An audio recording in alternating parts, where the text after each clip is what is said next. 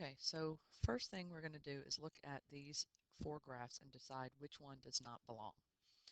Now, if we go with the idea that these three have a pattern of some sort, that would mean that C does not belong because its dots are more scattered. So that would be, well, that would be a reason why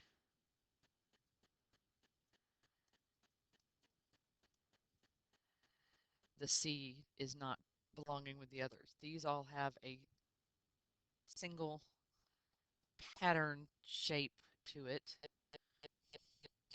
where you can go in a specific direction. These, no real direction going. Okay, so we're going to look at correlation coefficients on scatter plots today. Okay, so in class you're given a couple of sets of 8 pieces of cards that you have to separate into 2 different categories of your choosing, and we talked about those. So we're going to look at the different ways to categorize the cards. Now, if you look at these cards here, let's go and look at each card as we go. Okay, so if you look at A, we have this going up from left to right, and it's not greatly linear, but it's got a definite direction. B, same thing, but it's going downward. Okay. C kind of looks like it may be going up from left to right, but it's real scattered in there. And D, can't really tell anything on that one. E, going downward, not quite as grouped as B is, but still in a downward direction. And F, going up, again, very similar to this one, but not quite, a little bit more scattered around. G, on the other hand, is very much linear, goes straight, so it's creating a line there. And H, all over the place. No way you could tell any kind of direction on that one. Okay, so when we looked at these on the groupings, we could group them based on the strength of the grouping. Okay, so basically which one looks more linear and which one doesn't look linear. So H, D, and C are the ones that have very low linear shape to them. Okay, and if we look at the numbers for R, we see that each of these numbers is close to or equal to 0. So the closer R is to 0, then we have a weak linear association. Now over here, B was negative 0.93, 7.6 or 0.76, negative 0.88, 0.86, and this one was 1. This was G over here. These values are all large decimals, okay, large in the fact that it's closer to -1 or closer to +1. So the closer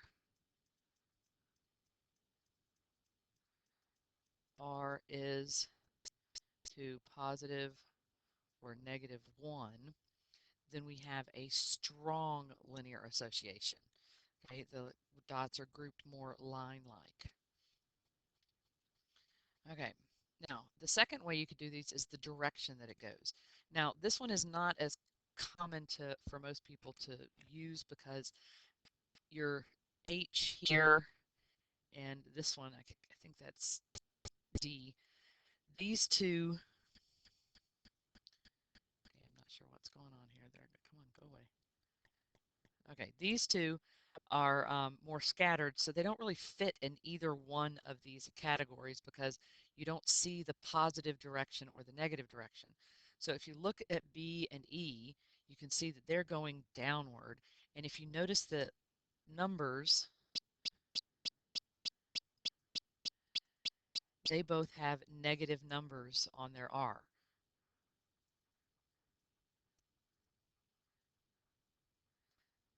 Okay, and over here with the others, don't know all, I think there was a 0.86 and a 0.7 something.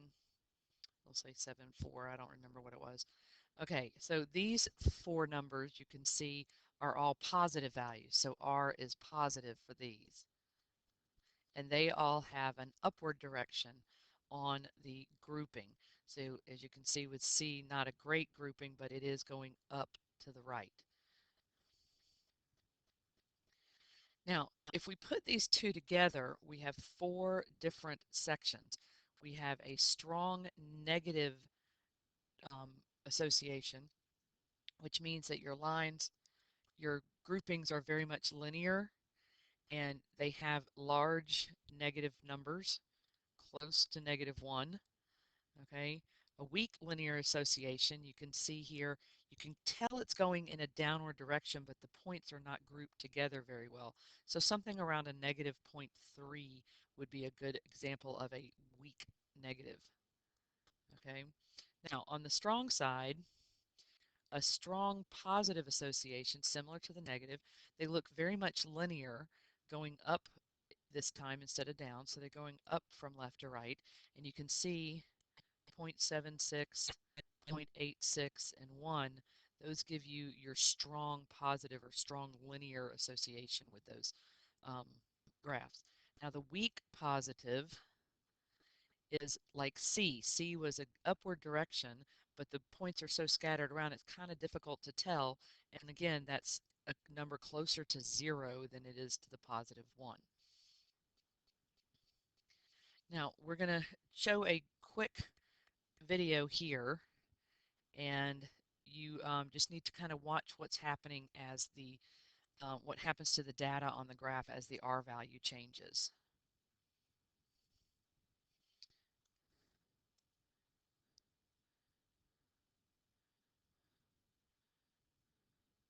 Okay, there's no sound on this, so just watch.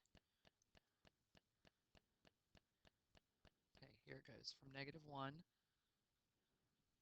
It's moving towards 0, and now it's moving up towards +1.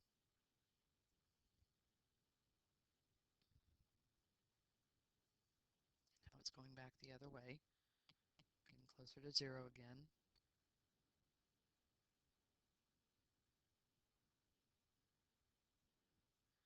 Okay, so you can play that back over and over again if you want. But what we're looking at here is what's happening to the data as the R value changes. So at -1, we have a line. If we could spell, this would be great.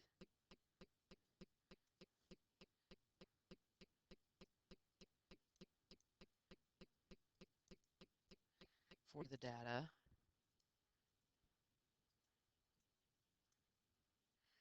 Moving towards 0,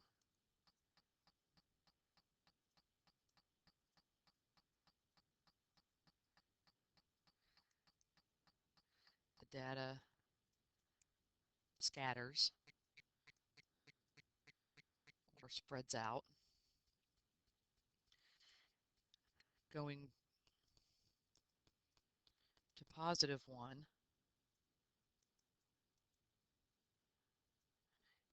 it becomes, or the data becomes more linear.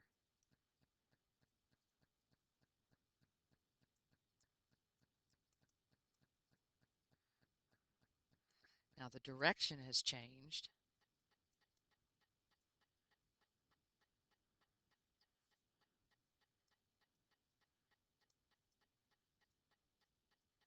From downward at the -1 to upward at the +1.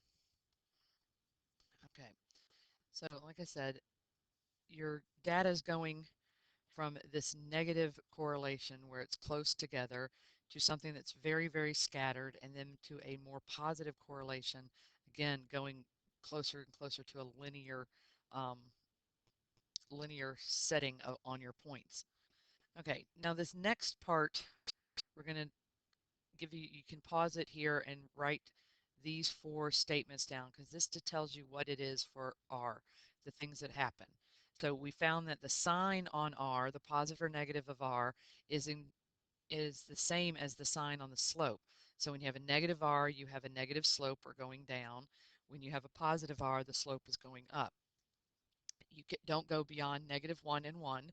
Those are the largest and smallest values that the R value would go. 1 means it is a positive line. -1 means it's a negative downward line. Okay, and we just stated closer it is to 1 or -1, the stronger the relationship. The closer it is to R, or the closer R is to 0, the weaker the linear relationship, the more scattered they are. Okay, so let's look at using that information and putting our values on these graphs. So when we're matching, you want to try and go for something that's obvious. So here we have a negative. It's the only one that's negative. So when you look at this, negative means we're going downward direction. So that would be this fourth graph going down. So this fourth graph has the R of -0.74. Okay, so we got that one.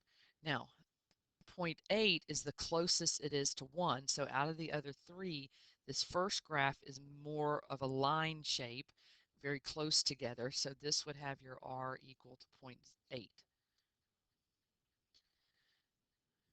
Okay, and out of the other two, the second one, I guess you would say, the second graph has a more scattered look to it than the third.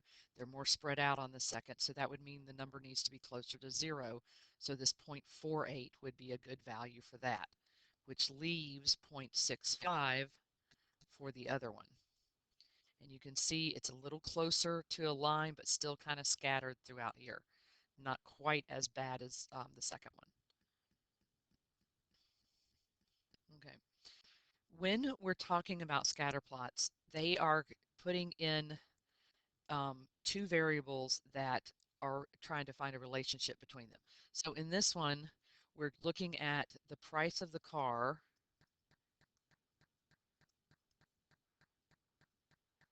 in relationship to the miles per gallon.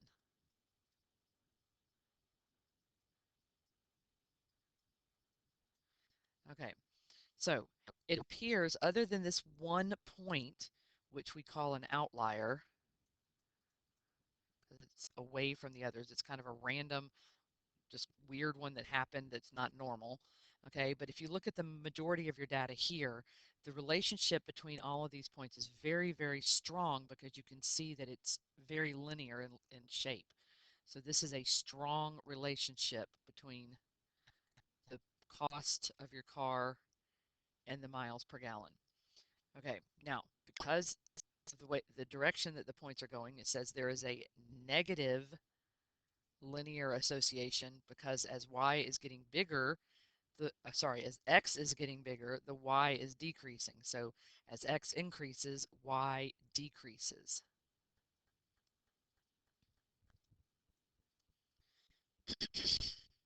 Now, if we look at this, we know that it's a strong relationship, which means it's got to be close to a positive or -1. And since it is going in a negative direction, that means it's got to be closest to -1. So looking at the four values down here, this is the number that is closest to -1 that would be a good match for this graph. Okay, so at this point, we are going to pause here, and you can look at the other video for the handout that we did in class using the cards.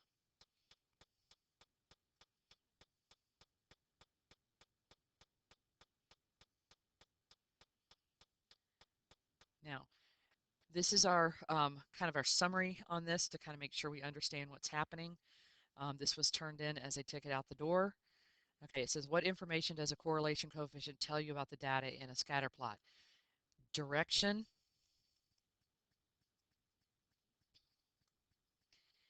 and how linear the shape of the plot.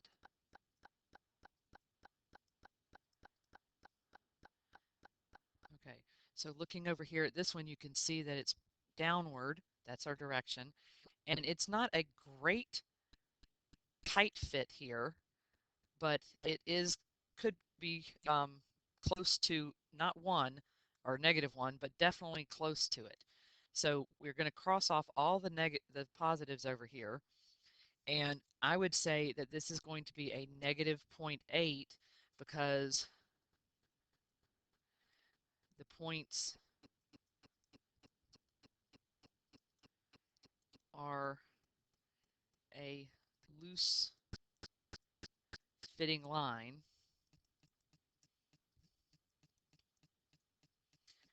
not very scattered.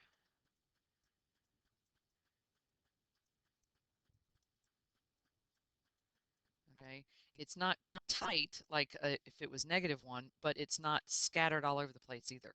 So a -0.8 would be a good fit for this one. Okay,